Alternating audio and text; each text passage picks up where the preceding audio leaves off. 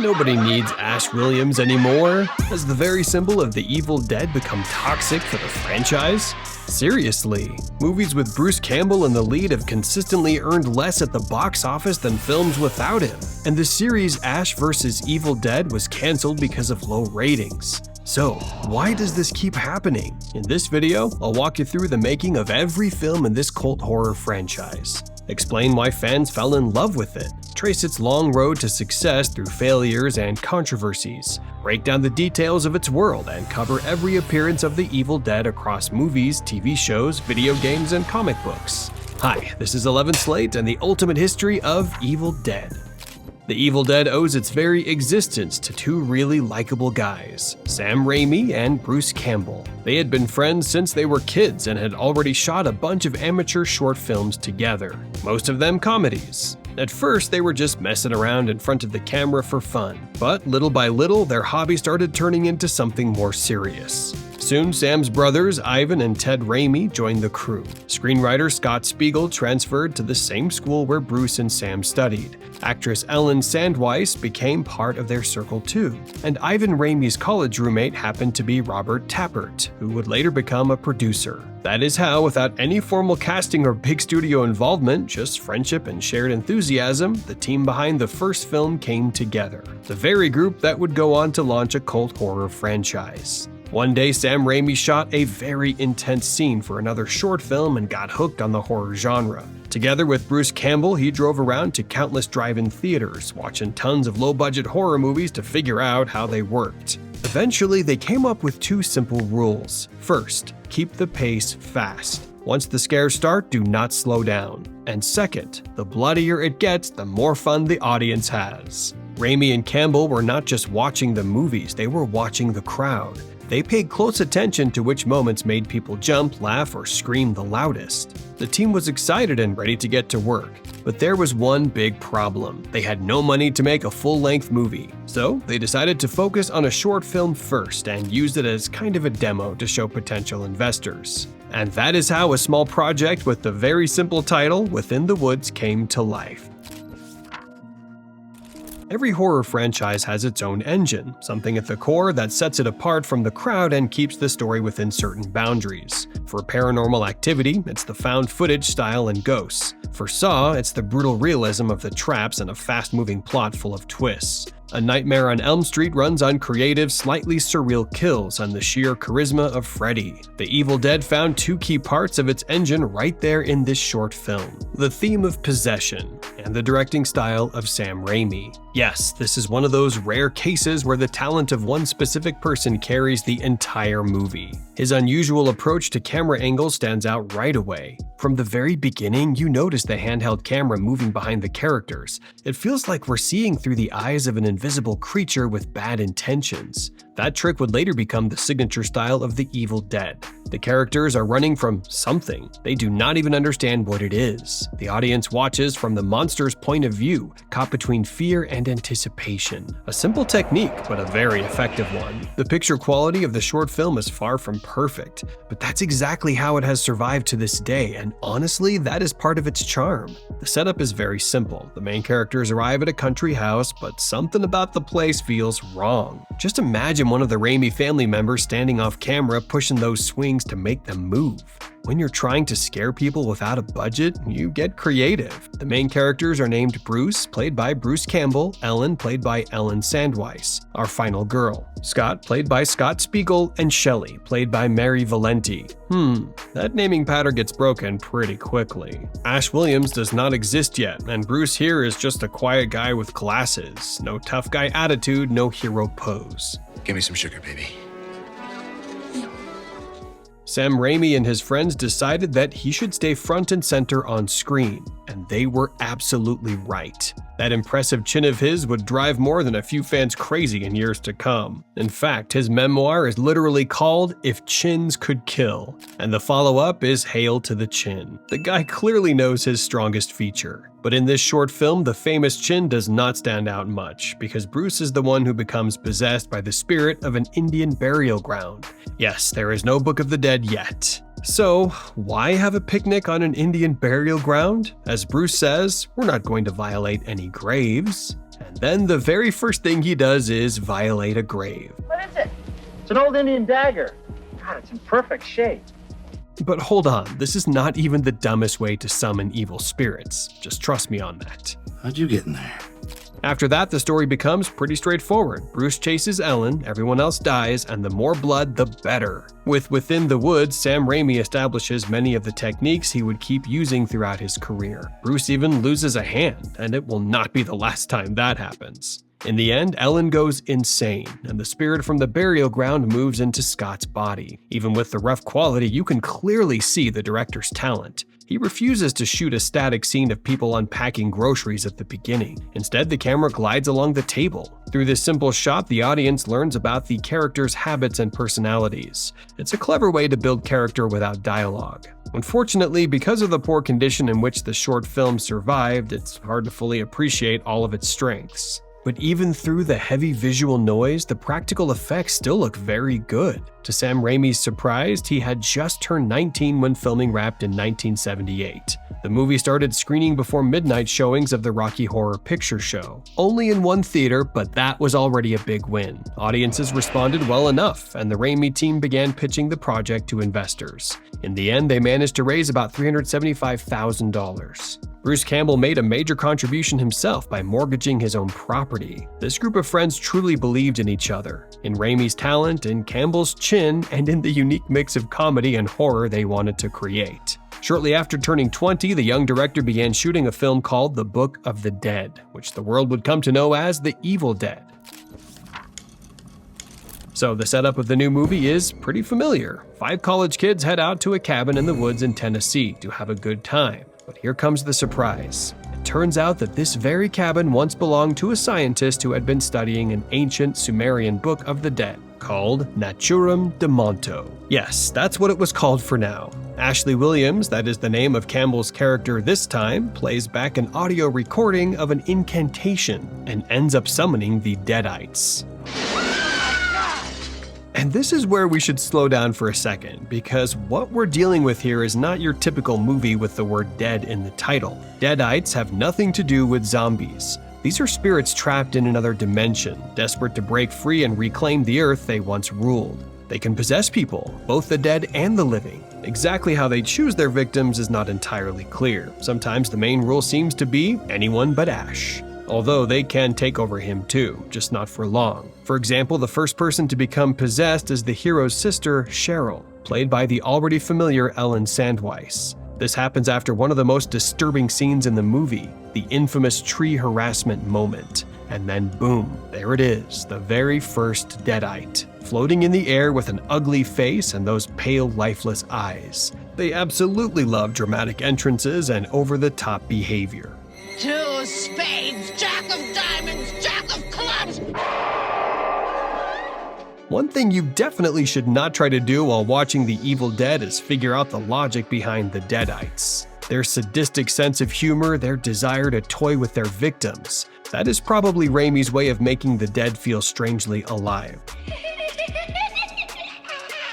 The movie begins almost exactly like the short film did. A camera creeping through the swamp followed by a group of carefree college students. And just look at Bruce Campbell here. He does not look like the main hero of a franchise at all. In most slasher movies, a guy like this would be the second or third person to die. Usually the story belongs to the final girl. And here we actually have 3 to choose from. Well, spoiler alert, none of them make it. By the way, that yellow car, the one Raimi got from his mother, became one of his favorite Easter eggs. Something he would sneak into almost every movie he ever made. So, the students arrive, and on screen we once again see these now much creepier swings. In fact, the first Evil Dead borrows a lot of scenes from the original test version, and even the sequel will do the same. Raimi was never too worried about repeating himself. Hardly anyone had seen the short film anyway. It almost feels like Sam Raimi simply hates ordinary camera angles. The camera always seems eager to swoop under the hero's legs or fly right over his head, lock onto the hand gripping a shovel, or slowly trail behind the possessed girlfriend as she moves through the frame, with that iconic image in the background, a grotesque head peeking out of the basement. Or we get another shot of that same sinister basement, which suddenly cuts to a blender. Nothing special on paper, but after a tense pause, that splash of red on screen works perfectly. The Evil Dead does not rely on cheap jump scares. Well, okay, not too many of them. It's not really trying to scare you with atmosphere either. Honestly, fear itself is not the main goal of this franchise. What makes it work is the rising momentum of pure suspense mixed with a slightly parodic tone. This movie is basically a fusion of intense thriller energy and comedy. As kids, Sam Raimi and Bruce Campbell loved classic slapstick comedy, especially The Three Stooges. Success! That style, built around ridiculous falls, hits, and physical punishment, carried over into many of Raimi's films, and especially into The Evil Dead. Ash cannot even decapitate his own girlfriend without ending up completely covered in her blood from head to toe. Or a pipe bursts above him and, well, you can probably guess what starts pouring out. The creators never forgot their rule: the more blood, the more fun. And to make the story support that idea, Raimi came up with a very unusual way to deal with Deadites. Bodily dismemberment. And he went all the way with it. No, shoot them in the head here. The only solution is dismemberment. About half an hour before the end of the movie, Ash finds himself completely alone in the cabin, surrounded by evil creatures that have taken over the bodies of his friends. Our final survivor turns out to be him, a pretty rare move for this kind of story. Although if you look at his behavior, Ashley is very much a classic final boy, or final guy, whichever you prefer. He panics easily, he has a strong moral compass. When Scott dismembers his own girlfriend, Ash cannot even move. If he had screamed once or twice, he could have easily been crowned the Scream King. With The Evil Dead, Raimi discovers a third engine for the franchise, the charisma of Bruce Campbell. It would be hard to call him a great dramatic actor, but he looks fantastic on screen and pulls the audience in with pure charm. With every new movie, his character will gain more and more details, becoming, well, not deeper. The series does not really need depth. Instead, the character becomes cooler. That's probably the best word for it. The dialogue here does not exactly help showcase anyone's acting range. Sometimes it feels like every line was written for a parody comedy, and certain scenes would not look out of place in something like Hot Shots. We're all gonna die, all of us! No, we're not gonna die. We're not gonna die, we're gonna get out of here. And those little pushes and stumbles definitely do not help his injuries. As I mentioned before, many scenes are lifted straight from the short film. Starting with the swings at the beginning, Raimi keeps trying to bring his original ideas to life. Ideas that did not get enough attention in the test version. A hand reaches for a key and suddenly someone grabs it. Of course it turns out to be the good guy, but later that same moment comes back in a much darker way.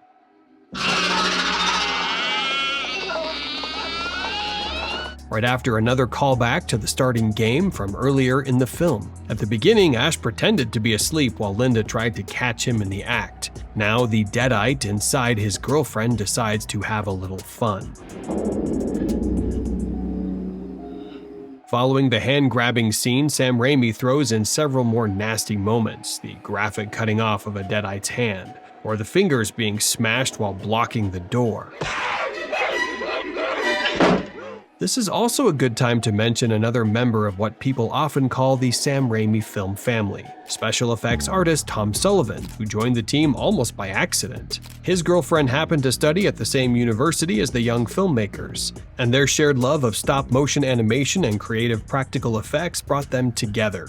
Sullivan handled the on-screen violence in Within the Woods and later stayed with the team for the full-length movie. Personally, I would call Tom Savini, the man behind Friday the 13th and Dawn of the Dead, the true genius of practical horror effects. He could create unforgettable nightmares on a tiny budget, but Tom Sullivan easily deserves to stand right beside him on the same pedestal of horror masters. For comparison, the budget of the first Friday the 13th was nearly $200,000 higher than the budget of the original Evil Dead. And yet, the effects in Ash's first adventure ended up being far more intense and memorable than the story of Mrs. Voorhees. Raimi sticks to his rule and never lets the movie slow down from the moment Cheryl walks out of the cabin to meet those tree monsters. That happens around the 23-minute mark, and from that point on, the audience gets a full hour of non-stop suspense. In the finale, Ash burns the Naturom de Monto and defeats the Deadites, but as the rules of the genre tell us, evil never dies that easily. An invisible force rushes through the cabin and attacks Ash. The end. To create that final shot, the crew literally strapped the camera to a bicycle and rode it straight through the set. Once again, creative thinking, a tight budget, and you end up with another iconic scene. Eventually, the exhausting production process came to an end. The entire crew had to live inside that very same cabin during filming. Actors would leave after finishing their scenes, so Sam Raimi often had to use his own relatives, Ted and Ivan, as stand-ins. Shooting them from behind, filming just hands or legs, adding makeup, whatever it took to make the scene work. In total, more than a dozen people appeared on screen throughout the movie, even though the cast officially listed only 5 actors. Well, technically 7. Remember the 2 fishermen waving at the heroes in the opening scene? That was actually Sam Raimi himself and producer Robert Tappert. I'll go to hell. I'm not honking at you.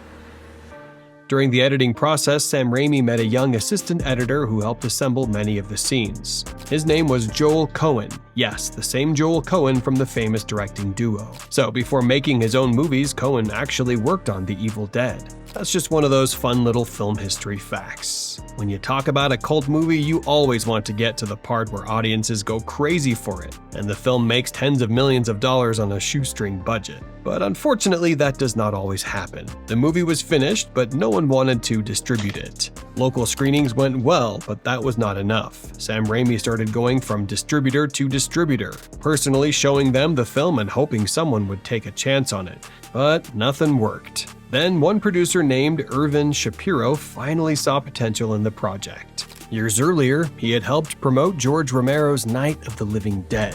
And that decision had paid off. One of his first suggestions was to change the title. The Book of the Dead did not grab attention. It needed something short and punchy. That's how the name The Evil Dead was born. It doesn't carry any deep meaning, it just sounds cool and sticks in your head.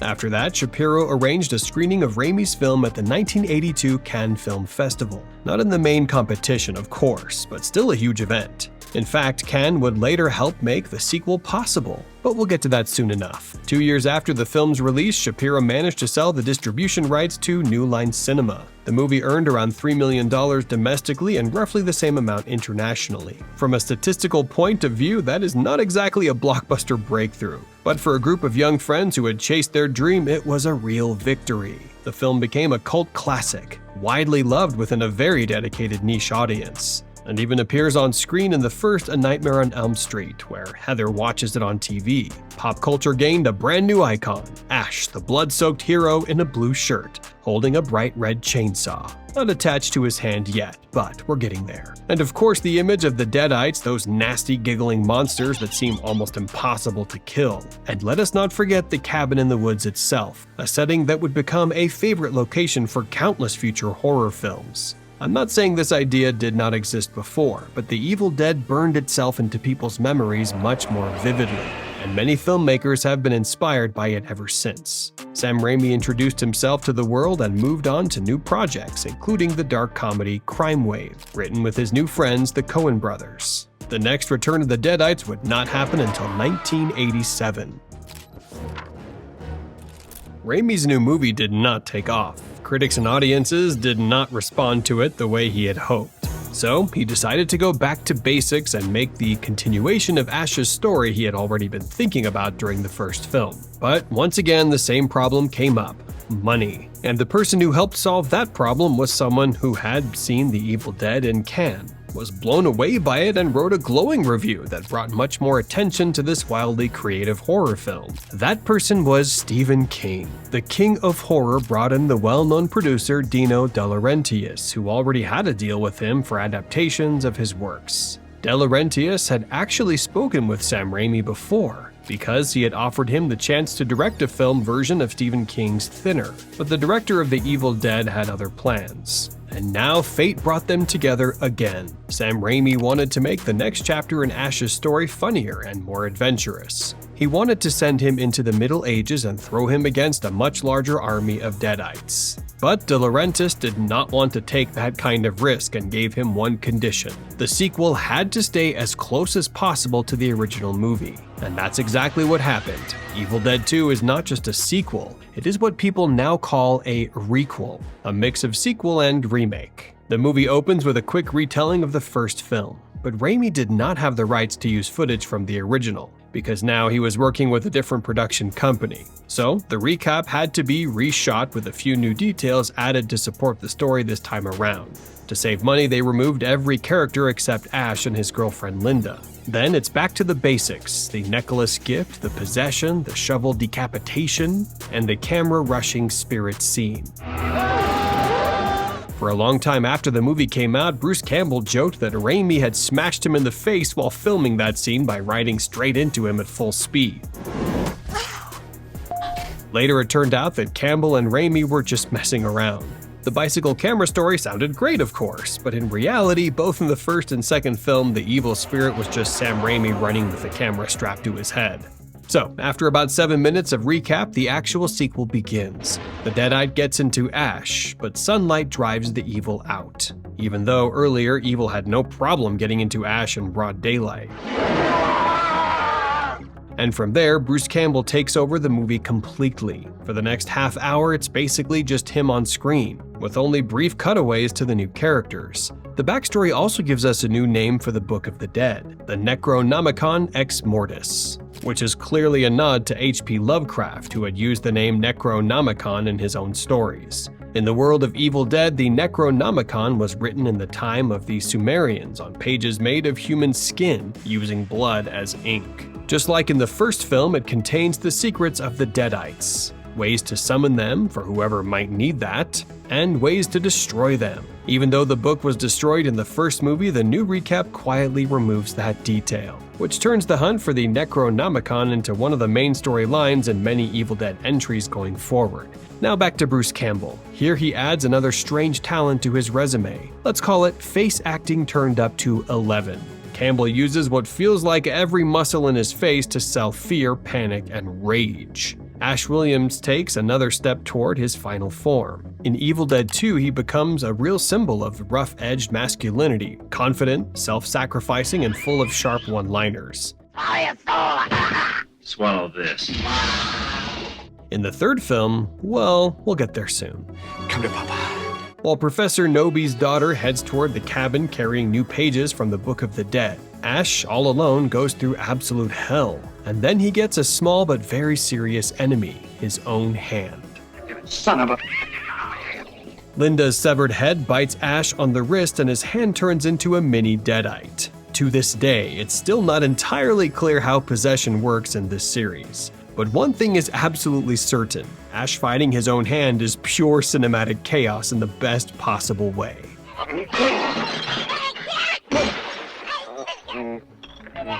All of Sam Raimi's love for old slapstick comedy is packed into that scene, and most of what we see there was improvised by Bruce Campbell. Raimi found it so funny that he just used the very first take. From that point on, Ash's cool factor starts rising fast. He cuts off his own hand with a chainsaw, then goes hunting for it with a shotgun after it runs away. And Ash knows exactly where the chainsaw should be, echoing the first film. But this time he gets a surprise. Chainsaw. If you isolate just the Bruce Campbell material, this might be one of the most packed, funny, and intense stretches in horror cinema ever. He cuts off his hand, the hand escapes, he thinks he shoots it, blood starts spraying everywhere. Then the whole room seems to start laughing at him, and Ash slowly starts to lose his mind. Campbell's charisma and Raimi's insane directing turn the movie into pure movie lover joy. Yeah, let me make this very clear right now. I adore Evil Dead 2. For me, it is a straight up 10 out of 10. Honestly, more like 12 out of 10. The movie is so close to perfect that even its flaws feel like part of the style. So what if some of the sound effects clearly added in post do not quite match the image? So what if Henrietta, Professor Nobi's possessed wife, quite obviously tears her Deadite costume in a way that stands out? By the way, that is Ted Raimi in the suit, his first real role in the Evil Dead series. And sure, the stop-motion animation in the final fight with long-neck Henrietta looks clunky, but to me, all of that just adds to the charm. It turns a polished horror movie into something personal and strange and full of character. There's that old saying that sometimes you love something because of its flaws. That's exactly how I feel about Evil Dead 2. Some people say, look how fake the makeup looks. And my answer is, exactly. Look how fake the makeup looks. That is the beauty of it. What matters is the energy running through the film, and the love for filmmaking that is impossible to miss. And of course, Ash building a chainsaw prosthetic at the workbench, sawing down his shotgun and delivering that iconic line. Groovy. That one word pretty much sums up both the movie and Ash Williams as a whole. They are groovy. And with every new film, Ash becomes even more groovy. You will see exactly what I mean soon enough. In the background of Ash's famous transformation scene, you can actually spot Freddy Krueger's glove. It shows up again later in Henrietta's basement. One of the crew members was also working on A Nightmare on Elm Street 3 at the same time and quietly swiped the glove from that set just to stick it into Evil Dead 2 as a joke. That prankish energy is a huge part of this series. We already talked about the fake bicycle story. Here's another great example. At the start of the movie, you see the logo for a company called Rosebud Releasing Corporation. But I don't exactly remember any other movies from them, and that's because they didn't exist. Raimi filmed the logo himself, borrowed the name from Citizen Kane, and made the whole thing up. Why? Because Evil Dead 2 initially got an X rating, which meant no one under 17 could get in, even with parents. That kind of rating kills your box office. De Laurentiis' company could not officially distribute the film that way, but they could find a workaround, and they had already paid for release in more than 300 theaters. So Rosebud Releasing was born, a fake company that existed only in the mischievous imagination of Sam Raimi. The director did make a few compromises to try to get the movie down to an R rating, meaning under 17s could still attend with parents. They even changed the color of the blood to black and green, but that still was not enough, because one scene in particular still remained in the script, Jake's death, and there was only so much you could do to soften that.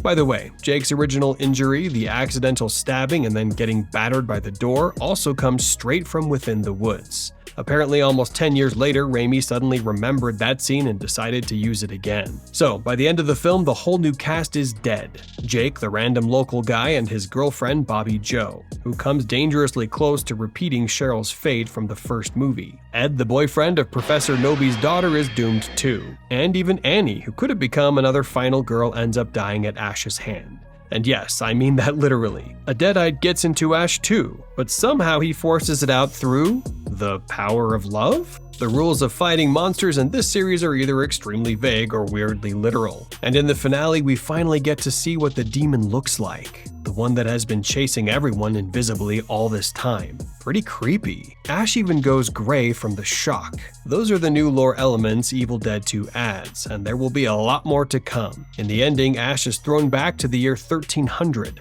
fulfilling the prophecy he had seen in the Necronomicon. His trusty Oldsmobile makes the trip with him too, just to make sure it shows up again in the third film. And finally, someone says the word Deadite on screen. Slay the beast! 'Tis a Deadite! Evil officially has a name now. For the moment, let's leave blood-soaked Ash with his chainsaw hand, sawed-off shotgun, and dramatic gray streaks stranded in the Middle Ages. So, how did the movie do? Surely this time audiences would get it and turn it into a giant hit, right? Not quite. On a budget of $3.5 million, which in my opinion the movie absolutely earns back on screen, it made only $6 million. Evil Dead was still loved by critics and horror fans, but not by the general public. Good thing these days showing your support is simple. Just hit the like button and subscribe. You've already done that, right? If not, now is the perfect time. 5 years later, Ash Williams would get one more shot at beating the Deadites, and maybe the box office too. After Evil Dead 2, Sam Raimi finally managed to score a real commercial hit with Darkman, starring Liam Neeson. Universal was interested in continuing to work with him. Top of that, even though Evil Dead 2 had underperformed in the United States, it did pretty well internationally. One of those cases where the box office was not huge, but solid enough to justify another sequel. So Dino De Laurentiis' production company was still in the game too. Among several possible joint projects, one of them was the third Evil Dead movie, now under the title Army of Darkness. In a way, that title was a tribute to Irvin Shapiro, who had come up with it earlier, but sadly did not live long enough to see production begin. The film is dedicated to his memory. Raimi and Campbell finally got to push through their old idea, basically a Connecticut Yankee in King Arthur's court, but on steroids. At the start, Ash lands right in the middle of a civil war between King Arthur and Henry the Red. I don't think it makes much sense to look for specific historical references in Army of Darkness. At one point, they even considered putting the exact date, 1300, on screen. But in the end, they just kept it simple and called it the Middle Ages. There's knights and castles, that's enough. Ash naturally shows off his abilities and quickly turns into a kind of messiah figure who is supposed to save humanity. Even King Arthur cannot really stand up to him. You know your shoelace is untied. I mean, the guy literally gets distracted by shoelaces that are not even there. That scene, together with Ash's speech about his broomstick, tells you everything you need to know about what this series has become. At this point, it is absolutely not horror anymore, even with the blood sprayed out of the pit and a lot of spooky Deadites. This is full-on parody, making fun of the whole time travel outsider story. But the even bigger change is Ash himself. Sometimes characters evolve so much over time that they end up far away from who they originally were. And Army of Darkness is a perfect example of that. Ash is now funnier, more macho, and dumber. Before this, the non-stop pace never really gave us much time to judge his intelligence. But Army of Darkness has more characters, which means more dialogue. And that gives Ash room to show who he is when he actually has to interact with people. You want some more? Huh? The audience finally gets to see how Campbell's character can charm a woman. Give me some sugar, baby. That's apparently how great romances begin. Ash's biggest mistake in the film comes when he messes up the magic words and accidentally awakens the Army of Darkness. Klaatu, Marata. Our hero cannot remember 3 simple words and genuinely thinks coughing through one of them is a solid plan. By the way, Klaatu Barada Nikto is a reference to the classic sci-fi film The Day the Earth Stood Still. Those were the words used to control the robot Gort. Ash manages to get them wrong twice. But he is so ridiculously cool that even his dumbest actions, like killing Mini Ash inside his own body with boiling water, How about some hot chocolate, huh? yes, that really happens, we'll get to it, somehow still did not cancel out his genius. That is how oddly versatile he is. Completely by chance, there just happens to be a manual for building steam engines and a chemistry textbook in the trunk of his car. So now Arthur's men have gunpowder and the Oldsmobile gets one of its greatest roles in any Raimi movie.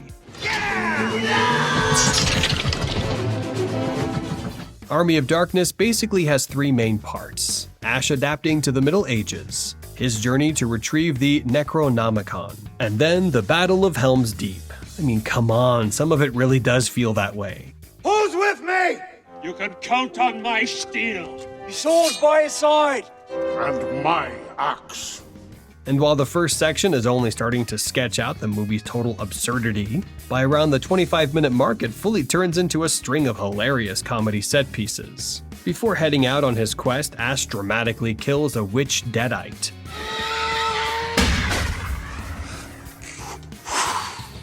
Then builds himself a metal hand. Groovy. And then, evil Ash appears in the mirror. Ash smashes the mirror, but instead of fixing the problem, it creates a whole group of tiny mini Ashes. One of them starts growing out of Ash's own body into a full-sized clone, complete with a very direct nod to the Three Stooges, which Sam Raimi has always loved. Ooh, I'm blind. And that's how the main villain of this movie and many later Evil Dead stories is born, Evil Ash. Good. Bad. I'm the guy with the gun. By the way, Army of Darkness has a director's cut that runs about 15 minutes longer and includes a completely different ending. But the biggest issue is that it is missing one of the coolest lines in the whole movie. Instead of the classic version, Ash says something else entirely. I ain't that good.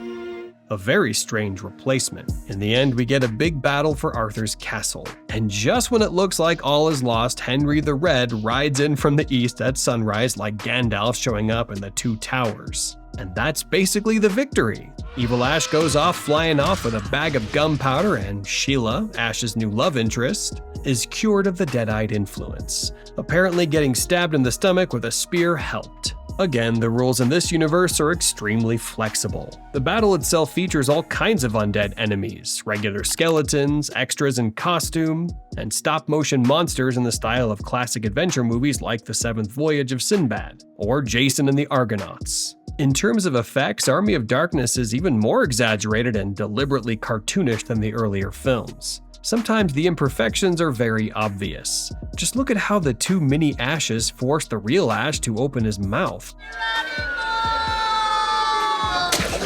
Or almost any fight with a skeleton in the finale. But it's not shot that way because they did not know better or because the technology was not there. It looks like that because Sam Raimi and his friends wanted it to look like the movies they loved as kids. The Raimi film family picks up another important member here too, composer Danny Elfman, who would work with Raimi many more times. And later Elfman would marry Bridget Fonda, who briefly played Ash's girlfriend Linda in the flashback. Funny how these things connect. Ted Raimi shows up again in Army of Darkness 2, and not just once. He plays 4 different roles. Some of those appearances come very close together. You can even spot him at the end as a clerk in the store where Ash works. Yes, now we finally know a little more about Ash's regular life. The opening recap is once again reshot. And this time it adds some of Ash's everyday work routine. The idea is to show how simple and grounded he is, which only makes it funnier when extreme circumstances turn him into this absurdly overpowered hero.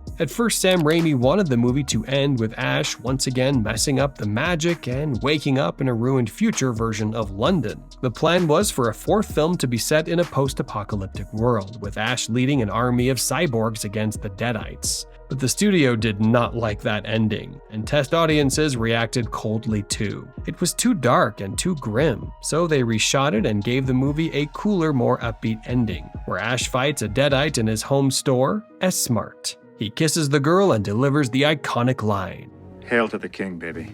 and that is how the original Evil Dead trilogy ends. Why was there a Deadite in the store? Because Ash once again said the spell wrong. Well, maybe I didn't say every single tiny little syllable, no, but basically I said them, yeah.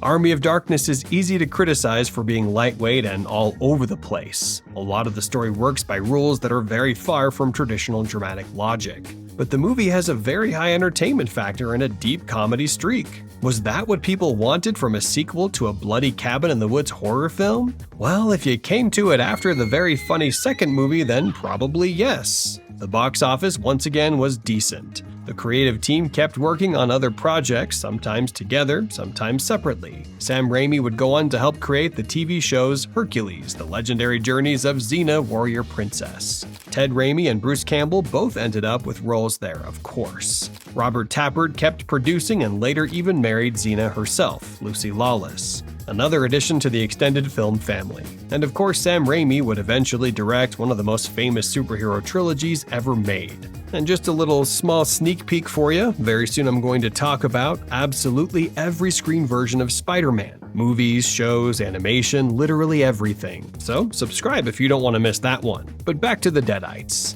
After Army of Darkness, Evil Dead would go quiet for a while. Well, not completely. The loyal fans kept re-watching the original trilogy over and over, waiting for a new chapter, and playing the video games, and reading the comics, because Ash had definitely found his place in those forms. What really makes The Evil Dead stand out is its almost complete indifference to timelines and strict world-building rules. If the creators come up with a cool idea that does not quite match what happened in earlier films, they are perfectly willing to bend the story to make it work. The later video games and comic books are a great example of that. Sometimes their stories continue directly from Army of Darkness, and sometimes they simply ignore everything that happened after the original cabin incident. In the 2000s, 3 video games were released, and they are worth talking about. Let's start with Hail to the King, which acts as a direct sequel to the 3rd film. 7 years have passed, but Ash is still haunted by nightmares about the Book of the Dead.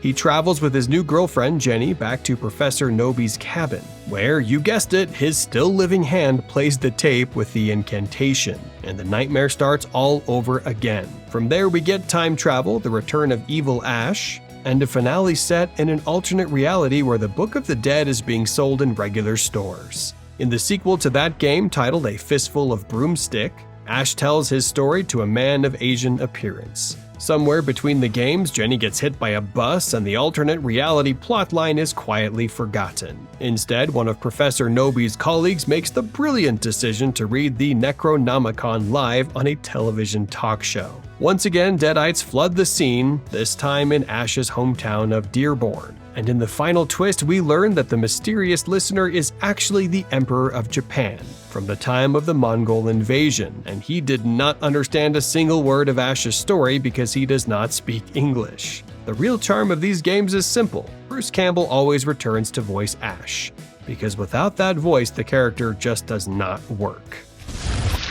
Oh, mama, somebody light a match.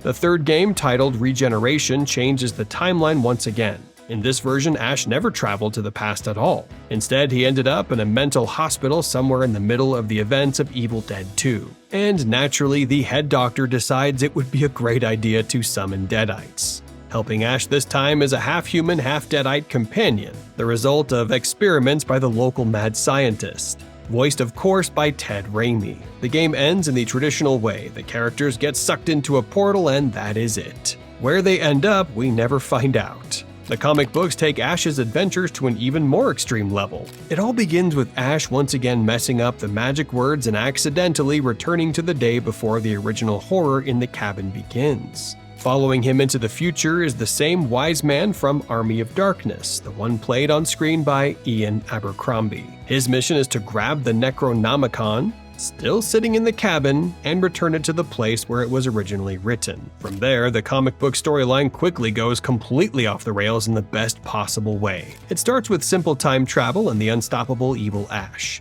But then things escalate fast. Ash ends up fighting the Reanimator from the cult 1980s horror movie, loosely based on a story by H.P. Lovecraft. Then he runs into Xena, Warrior Princess, Dracula, Darkman, and a whole parade of other characters. He saves Barack Obama, meets a female version of himself, and even dies, only to be reborn in the Marvel Zombies universe. At one point, he meets an elderly Elvis from Bubba Hotep, also played by Bruce Campbell. Ash has had a very busy life. We will not spend too long on the comics, though. What really matters now is the movies. Let's go. In one comic storyline, Ash even fights Freddy Krueger and Jason Voorhees. That idea actually came from an unproduced screenplay that was meant to continue the hit crossover Freddy vs. Jason. In the film, Jason goes to hell. The Necronomicon briefly appears on screen, hinting that the book might be the secret behind the hockey mask killer's immortality. It's a shame that that project never made it to theaters, because judging by the comic version, it could have been something truly massive. In the early 2000s, rumors started circulating about a fourth theatrical Evil Dead film, once again starring Bruce Campbell, but those plans never turned into anything real. At that time, there was only one word on the minds of major Hollywood producers: remakes. And that is exactly how a brand new Evil Dead movie was born.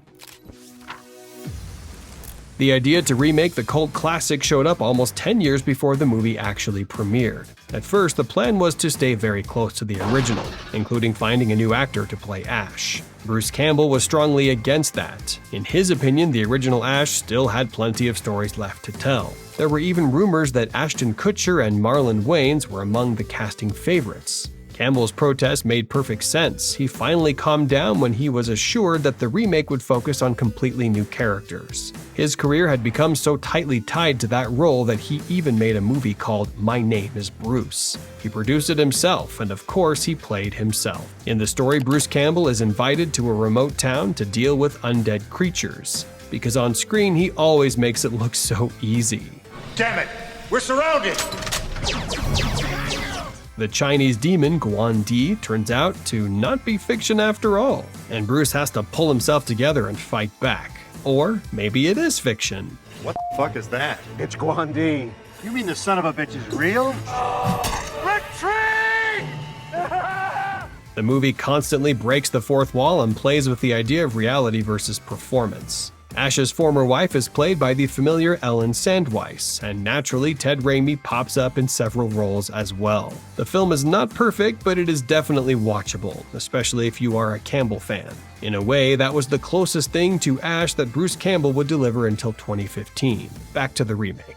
The director chosen for the job was a newcomer, Fede Alvarez, who had blown up YouTube with his short film Panic Attack, and caught the attention of the Raimi filmmaking circle. That project became a solid launching pad for his later career in horror, which would eventually lead him to work within the Alien universe. By the way, there are already massive videos on the channel about the connected universes of Alien and Predator, telling the ultimate story of those franchises. Definitely check those out after this one. The opening scene of the new film makes one thing clear right away. This time, there are no jokes. A man burns his possessed daughter under the watch of a group of terrifying cult members. I love you, baby. Later, a group of young people arrives at that same cabin, and for the first time, they have a believable reason to be there and to stay. Mia, played by Jane Levy, is struggling with addiction, and her friends gather to help her go through withdrawal far away from temptation. But by coincidence, she becomes the first one possessed by a Deadite. So, Mia essentially follows in Cheryl's footsteps. Even the infection happens through a very unpleasant method. That means her brother David, played by Shiloh Fernandez, becomes the new version of Ash, and his girlfriend Natalie turns into the reincarnation of Linda. On the surface, the main plot seems familiar, but the film still finds ways to surprise the audience. For starters, these new Evil Dead movies actually try to follow clearer rules. What did the Deadites want in the earlier films? To conquer the world through insults, crude jokes, and chaos, apparently. But how exactly? That part was always vague. Now there's a specific goal: collect 5 souls and resurrect the Abomination, spelled with a capital A. And then the Abomination will do something terrible, though not explained in great detail either. But the Necronomicon in this film, once again called the Necronomicon, finally provides clear instructions on how to deal with Deadites. Burn them, dismember them, or bury them alive. Easier said than done. The remake finally takes the core idea that had always been there, possession, and develops it in a much more serious way. The characters struggle to believe what's happening. It's one thing to say burn them, but it's another thing entirely when that person is someone you love. The story forces the characters to move from denial to acceptance. The new film moves firmly into body horror territory. Horror built around terrifying changes to the human body. Possessed characters mutilate themselves. Natalie tries to pull a strange substance out of her bite wound. And then, following in Ash's footsteps, she cuts off her own cursed hand. And she is not the last one to lose a limb. The biggest twist comes near the end. David manages to perform an exorcism on Mia. He buries her alive, then brings her back to life using a homemade defibrillator. Apparently, he found the instructions in the trunk of the Oldsmobile parked behind the cabin, the same car that must have belonged to the previous hero, and in this universe apparently never traveled back to the Middle Ages. So, this time the character who mirrors Cheryl survives. But the new version of Ash does not. 5 sacrifices are completed, and the Abomination appears in the form of Mia's double. During the final showdown under a literal rain of blood, Mia loses her hand but defeats the creature with a chainsaw. I will feast on your soul. Based on this motherfucker. The heroine walks away into the distance while the Necronomicon remains lying near the cabin. New Evil Dead follows the classic Raimi and Campbell rule. Once the action starts, it never slows down for a second. The film is packed with references and clearly treats its brutal content with real affection. Honestly, the level of physical damage shown here is higher than anything the franchise had done before. Severed limbs, familiar character types, the chainsaw and the shotgun, the cabin in the woods, and undead characters who really should wash their mouths out with soap. Why don't you come down here so I can suck your cock, pretty boy? The required creepy head in the basement, singing to itself, is there too. David gives his sister a pendant that strongly resembles the gift Ash once gave Linda. And as a final stamp of approval after the credits, we see Ash himself delivering his signature line. Groovy. The creators of the original films worked on the project and fully supported what the remake became. And one of the most impressive things is that most of the effects were practical, not digital. Computer graphics were used, but only sparingly. Evil Dead became a full-on modern horror film that keeps the audience on edge. And most importantly, viewers liked it.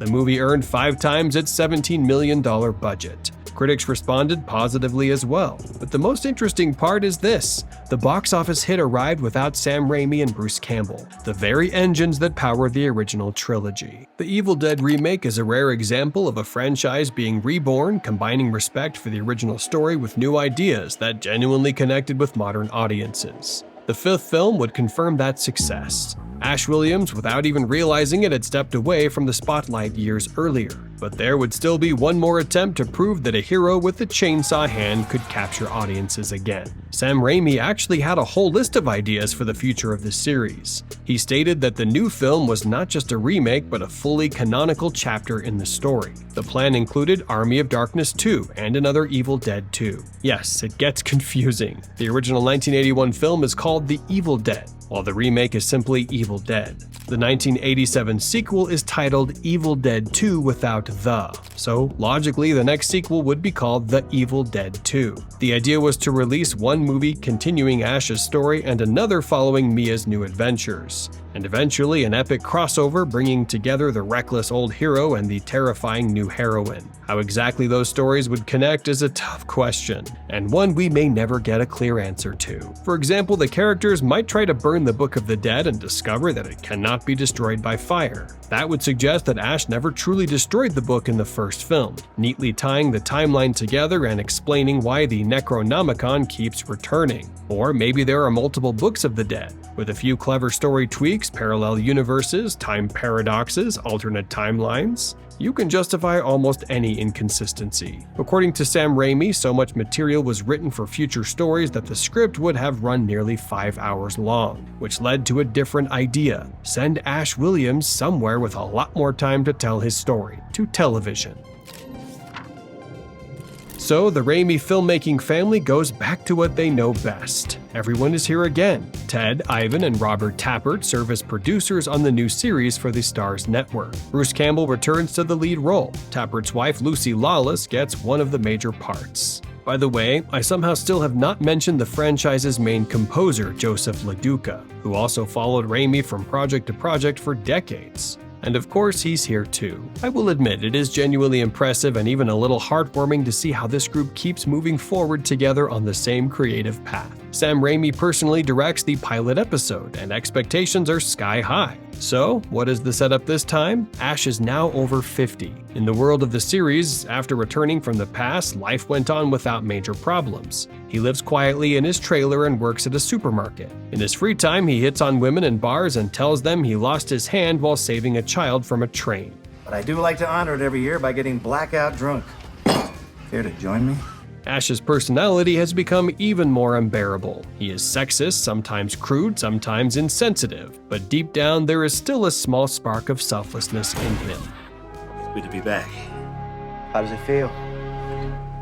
Groovy. And then the Deadites return, because trying to impress a woman while under the influence of various substances, Ash reads aloud some of the best passages from the Necronomicon, which he still keeps in his possession. I got a little something for you. Check this out. Come here. That is probably the dumbest reason to summon demons ever. Fuck. He teams up with 2 co-workers, a guy named Pablo and his friend Kelly. Together they try to stop the evil while being chased by a police officer named Amanda and a mysterious woman named Ruby, played by Lucy Lawless. Go to hell. Men will talk. I think we'll talk here. At first, Ruby claims she's the daughter of Professor Nobi and wants revenge on Ash. But later it turns out she's actually one of the Dark Ones, the ancient beings who created the Book of the Dead. The mythology of the Evil Dead universe expands dramatically here. Alongside the Dark Ones, the story introduces their enemies, the Knights of Sumer. And there is also a whole parade of undead creatures and all kinds of strange and creative designs. Why have you summoned me? You don't look anything like your photos, so you might want to update that. From the very first episode, the show makes it clear what to expect. Lots of humor, plenty of Ash's stupidity, and some seriously over-the-top violence. It's time to dance! By the way, this is already the second role for this actress in the franchise. In the remake, she played the mysterious shaman woman in the opening scene. Next on the list comes a steady stream of characters of all kinds, most of whom usually do not survive more than a couple of episodes. Then there's a return to the original cabin from the first film, where viewers can spot actress Samara Weaving, who is quite well known today, but again, do not get too attached to her character. Mankind is doomed. And as for your boyfriend, Pablo, He's not my boyfriend! In the first season, it may seem like Ash has turned into a complete clown, but the second season is designed to explore his difficult childhood, specifically his relationship with his father, Brock Williams, played by Lee Majors. You got a green card, kid? Whoa, filthy and fine. Brock Williams, but you can call me Cocker. Much of Ash's behavior turns out to be a mix of deep insecurity about his father combined with post-traumatic stress. And the people in his hometown never really believed his stories about the events of the original trilogy. Instead, they gave him a cruel nickname, Ashy Slashy. We also finally learned the official name of his hometown, Elk Grove, Michigan. Raimi continues to promote his home state whenever he can. In that same town lives Ash's longtime friend, Chet, played by Ted Raimi. At this point, the series fully establishes itself as part of the official canon. Ash also meets a daughter he never knew he had. Believe it or not, that's my daughter. Sandy. Mandy. Brandy. And you. We're still getting to know each other. That relationship helps push him further into the path of becoming a true hero and proving that he really is El Jefe, the chosen one, as Pablo likes to call him. Following the traditions of the original films, fake blood sprays everywhere. The main characters get covered from head to toe, and poor Ash ends up in situations that are hard to describe out loud, and even harder to show on YouTube. Oh God, I'm in the butt! From an entertainment standpoint, the show absolutely delivers. Although there is one scene in the third season set in what we might politely call a reproductive storage facility, where Ash somehow walks out completely clean. That should not happen. By the end of the third season, the main characters resolve many of their personal struggles. Pablo accepts his past and becomes the next shaman known as El Brujo. Kelly frees herself from the possession of an ancient sorceress. And Ash rides into battle on a tank to fight a giant demon named Kandar. Hey, you bag of assholes! You looking for me? It's a huge, over-the-top finale for the series. Interestingly, the events of Army of Darkness were not mentioned during the first season, because the producers did not yet have permission from Universal. They only gained the rights starting in the second season, and in the final moments of the third season, the writers decided to echo the original director's cut ending. Ash wakes up in a post-apocalyptic future and, alongside a very attractive robot companion, heads off to fight Deadites in a world that feels straight out of Mad Max. That's where Bruce Campbell says goodbye to the role of Ash. The series gets cancelled, and the actor later states that he will only return to the character as a voice performer. The official reason for the cancellation is simple: low ratings. Around 170,000 viewers per episode. For longtime fans, Ash vs. Evil Dead felt like a welcome return to everything they loved about the franchise. But for mainstream audiences, it simply did not connect. And that raises an important question. Why do movies and shows featuring Ash, stories that fans like me absolutely love, keep missing the broader audience? Is it the violence? There are plenty of franchises that are even more brutal. Is it the silly humor? That alone cannot explain it either. Maybe the image of a man over 50 still confident in his strength and charisma, but not exactly aligned with modern sensibilities, just doesn't resonate with today's viewers anymore. That's a complicated question, and it really deserves your opinion in the comments. One thing is certain, the Evil Dead franchise will go down in film history as a unique case. A series that often becomes more commercially successful only when it moves away from the very elements that made fans fall in love with it in the first place. And the fifth film proves that point once again. After the series was cancelled, rumors about a new installment started to surface, but no one knew what form it would take. Still, the Evil Dead legacy never really disappeared. The franchise kept showing up across different corners of pop culture. There was a new multiplayer game built around the popular asymmetrical survival format. And there was something very close to a full sequel inside the horror anthology series Creepshow. In one episode, Ted Raimi plays himself and brings the Necronomicon to a public television studio. How did you come across this? Oh, well, it's been in the family for years.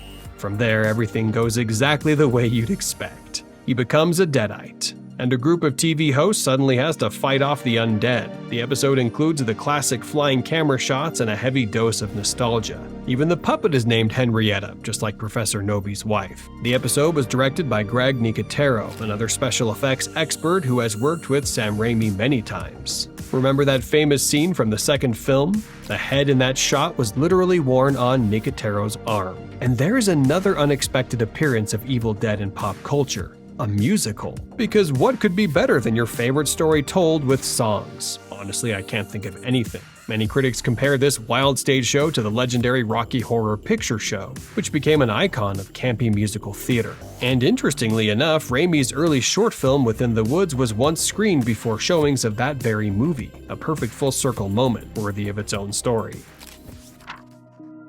But now it is finally time to talk about Evil Dead Rise. While working on his horror anthology 50 States of Fright, Sam Raimi noticed a young director named Lee Cronin. At that point, Cronin had only made one feature film, a horror movie called The Hole in the Ground, which received a fairly lukewarm response. Still, the guy clearly had potential, and Raimi has always liked giving young filmmakers a chance. This new story moves the action to a quiet neighborhood in Los Angeles. Inside a half-empty apartment building lives a small family. A mother named Ellie, played by Alyssa Sutherland, and her 3 children. Their aunt Beth, who has been traveling the world, comes to visit. Then an earthquake hits and the characters discover a hidden safe in the basement. Inside it are several old vinyl records from a century ago and a mysterious book. You can probably guess what happens next. One of the records contains a recorded incantation and the characters decide to play it. And the Deadites possess Ellie. The movie follows a structure similar to both the original film and the remake. A short introduction, the summoning of demons, and then a long survival battle using a shotgun and a chainsaw. At first, you might want to play the prophet and assume that if children appear in the story, they will probably survive. That is how horror movies used to work, but the new Evil Dead has a few surprises up its sleeve.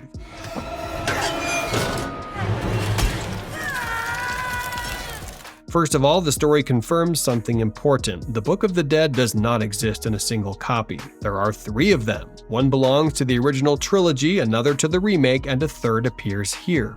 Everything lines up pretty neatly, and considering how flexible this universe is, there could easily be more books in the future. Second, there is Ash. He does not appear physically in the film, but there is one interesting detail. During the playback of the vinyl recording, someone can be heard shouting in the background, "Burn this book," and that voice belongs to Bruce Campbell.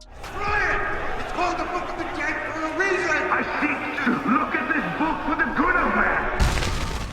The director has openly suggested that during one of his time travel adventures, Ash might have ended up in the year 1923, which would explain why this voice appears on that recording. It definitely feels like the creators are setting something up.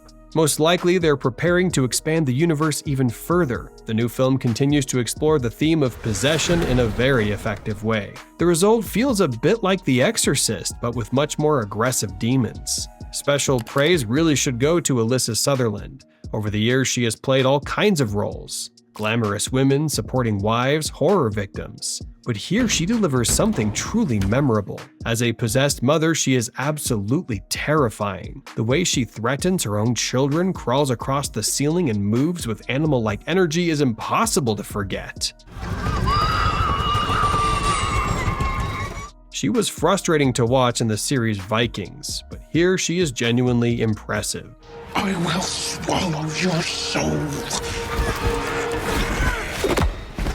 The rest of the cast does exactly what you'd expect. They scream, run, get possessed. Everything meets the modern standard for horror films. And that's exactly what this movie is. a straight-up horror film. There are no extra jokes and almost no absurd comedy scenes. The only real callback to the old style is the flying eyeball reference from the second movie, and even that moment is played more seriously than humorously. The film feels especially uncomfortable when dealing with the idea of possession, because now the victims are children who must accept a horrifying truth. Their mother is gone, and the thing standing in front of them is no longer human.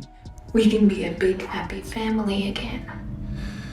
Going forward, the writers could explore one important question in more depth. What actually happens to the human soul once a Deadite takes control? Where's the line between someone who can still be saved and someone who must be destroyed? That's a topic worth digging into. Add to that the strong visual style, including clever action shots filmed through a door, peephole, and clear references to The Shining.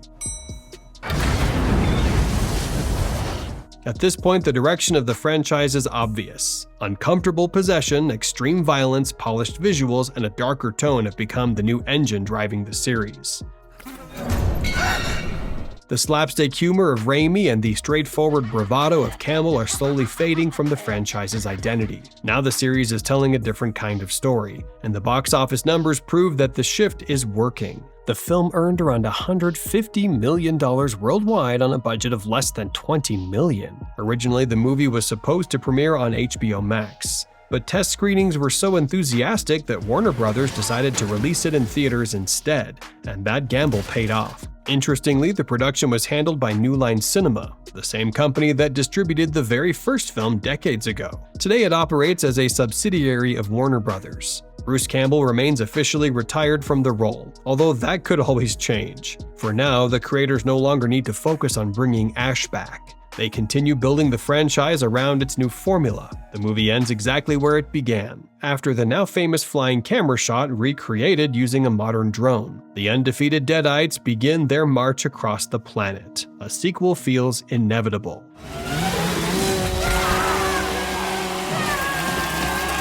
This is the moment when the franchise finally finds a new rhythm, and it does so by taking a risk that goes against many modern reboots. Instead of recasting a beloved hero and trying to copy the past, the creators accepted a simple truth: Bruce Campbell cannot be replaced. A new Ash would never work, and the old slapstick style has aged a bit, so the filmmakers remembered something important. The series originally started as a real horror story, even if it was a slightly goofy one. The Evil Dead continues to deliver powerful leads like Mia and Beth, but without relying on exaggerated comedy. The chainsaws, the shotguns, and the gallons of blood are still there. The difference now is that when characters lose their protection as invincible wisecrackers, you actually worry about them. That is the perfect adaptation to modern audience expectations, without betraying the spirit of the original. Today, Evil Dead is more alive than ever. Evil Dead Burn is coming from another promising horror director, Sebastian Vanecek. This time, the Deadites will be unleashed at a family gathering, intensifying the effect of loved ones transforming into vicious monsters. The new film greatly expands the body horror element and does not forget to reference the original movies. And ahead of us is a prequel to the main series, Evil Dead Wrath, which will take place in 1972 and will most likely tell the story of how the Book of the Dead ended up in that very cabin from the original. Evil Dead has no intention of leaving the screens, and I managed to reach this point by doing something paradoxical and offensive to fans of the old films: getting rid of Ash Williams. Even though many people adore this hero, this series was able to become successful by refusing to bring back the cool guy in the blue shirt with a chainsaw hand. We will see where all of this leads. This franchise gave a start to an entire generation of talented filmmakers. The extended creative family around Sam Raimi. Because of Ash's adventures, we eventually got one of the best Spider-Man versions. We grew up watching Hercules and Xena on television, and countless horror projects exist today because Raimi and his team supported them as producers. The original Evil Dead trilogy was truly a family project, created by a group of close friends who followed their own strange creative wavelength. Not everyone tuned into that frequency, but those who did fell in love with the absurd adventures of Ashley Williams, the man we simply know as Ash. And even though the franchise is moving in a new direction now, after every new installment, you still feel the urge to say, groovy. The next video is already on the screen, so go ahead and keep watching. Thanks for being here. This is 11 Slate.